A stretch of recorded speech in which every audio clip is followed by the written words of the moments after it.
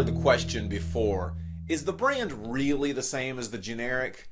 Well, the FDA puts out a publication that'll help us kind of decipher just how appropriate it is to substitute a generic for a brand medication.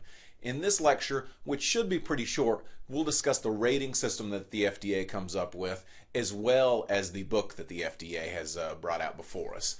First of all, the book's known as the Approved Drug Products with Therapeutic Equivalence Evaluations. Again, it's made by the FDA, and it's commonly known as the Orange Book. So quickly found on a shelf. Obviously, it has a color reference so we can find it quickly, but it's commonly just known as the Orange Book. And that's the Approved Drug Products with Therapeutic Equivalence Evaluations, and that's made by the FDA. So we'll begin right here with the therapeutic equivalence ratings. You may hear that a medication is A-rated, and A-rated means there's no known suspected bioequivalence problems. So that first letter, A, will let you know that it's A-rated and that there's no known or even suspected bioequivalence problems.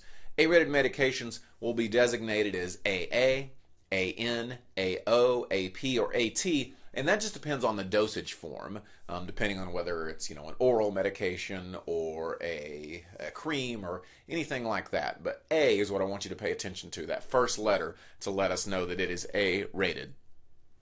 A B-rated, which you'll hear that, I almost seem like I hear that more commonly, but that's bioequivalence problems have been resolved with adequate evidence. In other words, perhaps the FDA noticed that there was an issue with this, the generic manufacturer then fixed it, and it's been resolved. So any problems have been resolved with an adequate evidence, so they've been able to prove that. Next comes our therapeutic equivalence ratings that are not therapeutically equivalent, and these are given the first letter designation of B.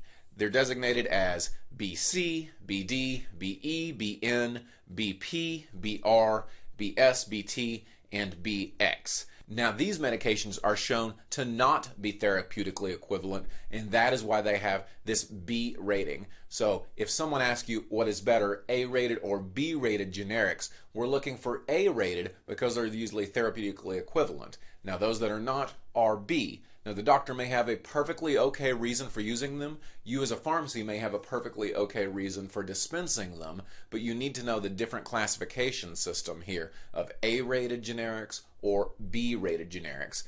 Many times you'll hear that a medication is AB rated, and as we talked about before, that's just because any equivalencies have been resolved. So study up on that. It's just a really quick lettering system to let you know about the equivalence of generic medications compared to their brand counterparts.